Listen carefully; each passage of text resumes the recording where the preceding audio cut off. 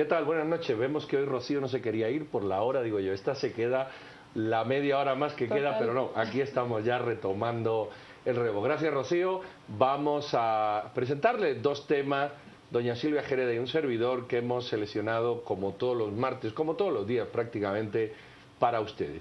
Habrán visto hoy que una sala de apelaciones obliga a que se cambien ciertas medidas que le habían dado a algunos diputados acusados y en lugar de poder permanecer en arresto domiciliario como el juez había determinado, se obliga o se hace que el juez tome la decisión de mandarlos a prisión.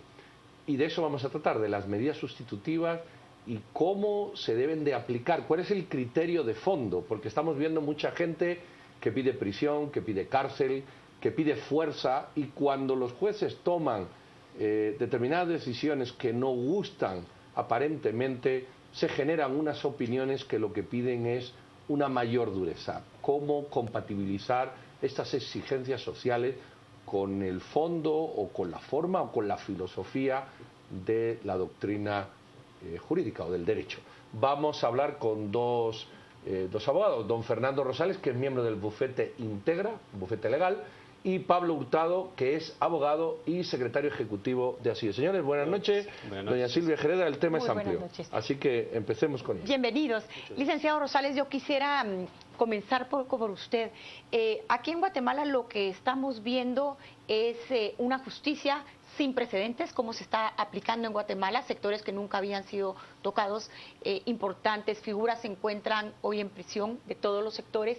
Sin embargo, existe en la ley lo que se conoce como medida sustitutiva. Y yo quisiera que empecemos explicándole a la audiencia qué es una medida sustitutiva en términos legales, pero también muy coloquiales, y si esto puede ser aplicable en casos de muy alto impacto, como los que estamos viendo, que está manejando la CICIG con el Ministerio Público, algunos de ellos, por ejemplo, la cooptación del Estado. ¿En qué casos es aplicable una medida sustitutiva y qué se trata este término? Bien, buenas noches. Definitivamente hay que tener muy claro cuáles son las distintas etapas y las fases de un proceso, ¿verdad? Cuando una persona se han encontrado suficientes elementos objetivos para ligarlo a proceso, se dicta el auto de procesamiento. A través de ese auto de procesamiento la persona queda formal y legalmente vinculada al proceso. Es en ese momento en donde el juez debe hacer un análisis sobre, a fin de asegurar las resultas del proceso, ¿verdad?, y evitar cualquier obstrucción de la justicia o peligro de fuga, debe decidir si la persona es sometida a prisión preventiva o si por el contrario le otorga una medida sustitutiva. Es una medida sustitutiva a la prisión preventiva. Eso significa que en lugar de ir a una prisión puede tener un arresto domiciliar en su casa. Hay diferentes tipos de medidas sustitutivas. ¿Y puede ser un esto arresto. para qué tipo de individuos es aplicable? Bueno, en principio debe advertirse que no hay un riesgo en la actuación del individuo si no está sometido a la prisión preventiva, ya sea para obstruir la justicia o para darse a la fuga. Principalmente esos son los elementos a través de los cuales. Sí es importante tener presente también que el Código Procesal Penal guatemalteco tiene un espíritu garantista, en el cual la prisión preventiva debería ser la excepción y la regla, pues, buscar alguna medida sustitutiva. Sin embargo, en casos de alto impacto o que sí justamente se pueden advertir esos riesgos, pues sí, definitivamente la prisión preventiva es lo que Fernando, ¿cómo trasladar a una opinión pública, esto lo digo yo, no lo pregunto, un poco sedienta de sangre, sedienta de venganza, necesitada de que la justicia actúe y quizás derivada a un extremo, al extremo de la prisión y no de otras medidas? ¿Cómo explicar que esto puede ser normal? Es decir, que un arresto domiciliario o sencillamente la libertad y el ligado a proceso, y cuando se dicte sentencia, pues Dios dirá que corresponde. ¿Cómo trasladar esto? ¿Por qué a la gente le cuesta entenderlo en general? Aquí hay muchos aspectos, incluso usted ya los mencionó en su disertación. El pueblo lo pide, lo reclama, esto es un aspecto sociológico cultural. Sin embargo, la doctrina jurídica se escapa a eso y aboga porque la libertad es la regla general. ¿Cómo compatibilizar ese discurso jurídico con lo que demanda el pueblo? Realmente la solución está en las constancias procesales. Si el expediente al juez le dice que la persona imputada representa peligro de fuga o de obstaculización para la averiguación de la verdad, en esos casos el juez no tiene más que dictar una orden de prisión preventiva. Entonces, el insumo que tiene que utilizar el juez es la investigación que ha hecho el Ministerio Público y cómo el Ministerio Público, luego de la imputación que hace del hecho ilícito que se le atribuye al imputado, realmente cómo él, ante esa persecución penal, representa peligro de fuga o de averiguación a la verdad. A él no le quedará más entonces al funcionario judicial que razonar su resolución en base a los elementos que establece la norma. La norma, ¿qué dice? Hay peligro de fuga si hay un componente de arraigo que permita dilucidar al juez, decir, esta persona ante este proceso se me va a ir del país. ¿Verdad? Entonces, ese elemento lo tiene que discutir igualmente si tiene su familia, su trabajo, si tiene algún otro elemento que lo haga permanecer en este país. Y con relación a la obstaculización de la averiguación de la verdad, la ley también establece unos elementos. Si es que esta persona puede destruir, eliminar elementos de prueba o por el contrario, influir de tal manera en testigos o peritos que puedan afectar sus aportes en el proceso. Si existen esos insumos, si el Ministerio Público lo dijo y si tiene elementos que lo prueben, el juez debe de considerar todos esos elementos y plasmarlos en su resolución. Pablo, una pregunta. ¿Por qué, entendiendo las dos posturas, Sí. es decir, la prisión es excepcional y perfectamente explicado por Fernando cómo se debe de manejar o percibir todo esto, ¿por qué una sala de apelaciones revierte o ordena al juez que decretó esa percepción o esas medidas sobre la base de una percepción, por qué le revierte la decisión? Claro, un elemento que es fundamental en esto es que por tratarse de la situación jurídica en relación a la libertad de una persona, las resoluciones deben ser totalmente razonadas. Deben ser muy bien razonadas por qué se va a otorgar una medida sustitutiva o por qué se va a ordenar la prisión preventiva. En este caso, justamente las constancias procesales son las que la sala de la Corte de Apelaciones tuvo bien examinar y pues en su fallo y a su criterio vale la pena mencionar también que ya es un órgano colegiado, ya son 3 magistrados los que toman la decisión y que al criterio de ellos, pues el tipo de delito, las circunstancias que rodean el mismo, pues ameritaba la prisión preventiva y por eso, pues como parte de un debido proceso, como algo muy normal, revierte y cambia la decisión del juez. Yo quisiera que abordemos un tema de muchísima actualidad y es, por ejemplo, prisiones como Mariscal Zavala se encuentran totalmente abarrotadas, han llegado a sobrelimitar la capacidad que tienen para atender a algunos de los presos, se están trasladando a otras prisiones que tampoco tienen espacio para recibir nuevos presos y hay muchos que dicen, ¿por qué no darles una medida sustitutiva? Particularmente advirtiendo que existen términos de ley jurídicos en Guatemala, donde hasta 5 años demora una persona, y hemos visto, por ejemplo, el caso de los Valdés País, que ni siquiera ha llegado a juicio, en llegar a un juicio.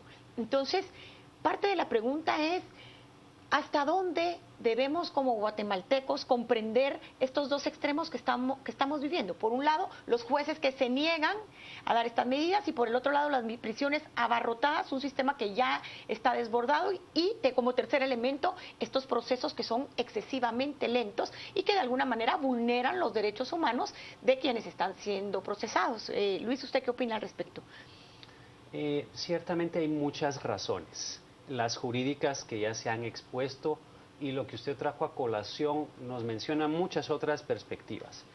El tema del sistema penitenciario en Guatemala está sumamente precario. No hay prisión en donde se guarden las personas para prisión preventiva o cumplimiento de condenas que no esté hacinada, sobrepoblada. Bajo esas condiciones, y si una persona se le va a llevar para asegurar su presencia en el proceso, más que asegurar la presencia en el proceso, le están vulnerando otros derechos. Hay temas jurídicos en ese sentido. Además, puede juzgarse desde otras maneras. Si usted mencionó la prisión preventiva Mariscal Zavala, la situación actual es que se están diseñando algunas tiendas para acomodar a las personas. Véase el análisis económico de las decisiones judiciales.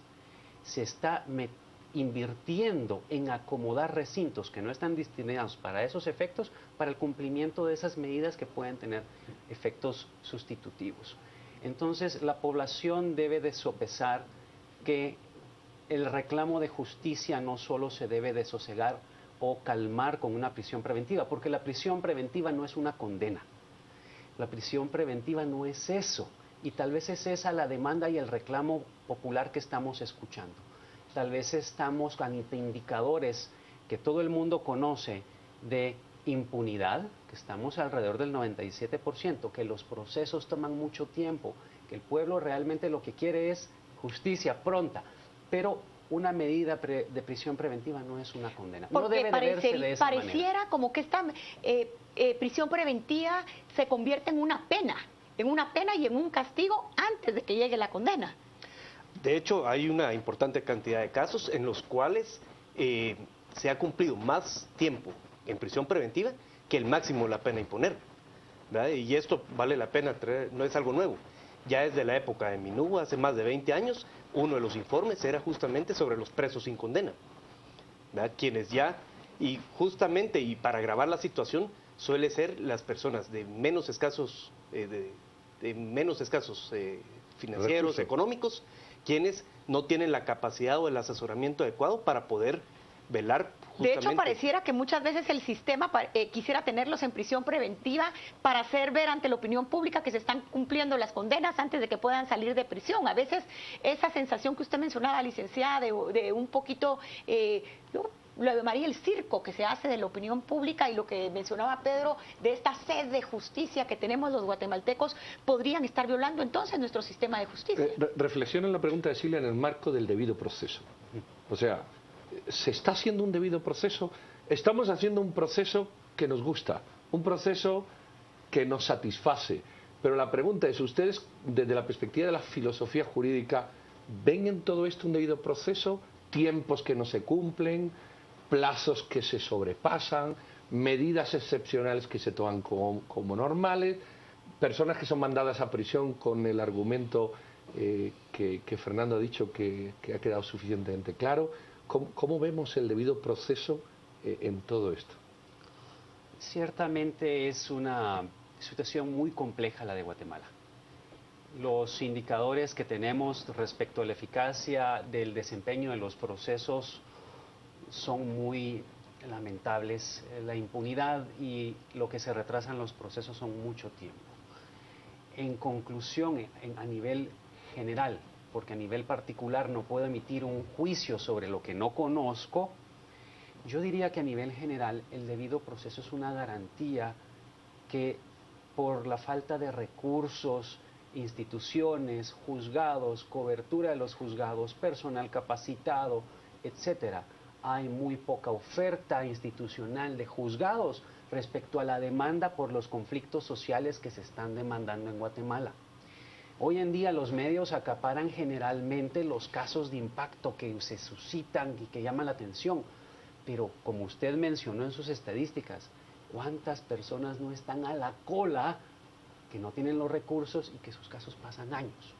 Entonces, bajo esos indicadores generales, se puede decir, naturalmente, de modo general, que el debido proceso es un derecho que cuesta mucho que se cumpla, ¿verdad? Porque los procesos no son ni prontos ni cumplidos, la cantidad de casos desbordan la capacidad de un solo juzgador, la profesionalización de cada institución jurídica se apoya en un juez que es el profesional y un secretario y muchos oficiales que son el apoyo no son profesionales. Entonces es un tema sistémico muy complicado que a general no.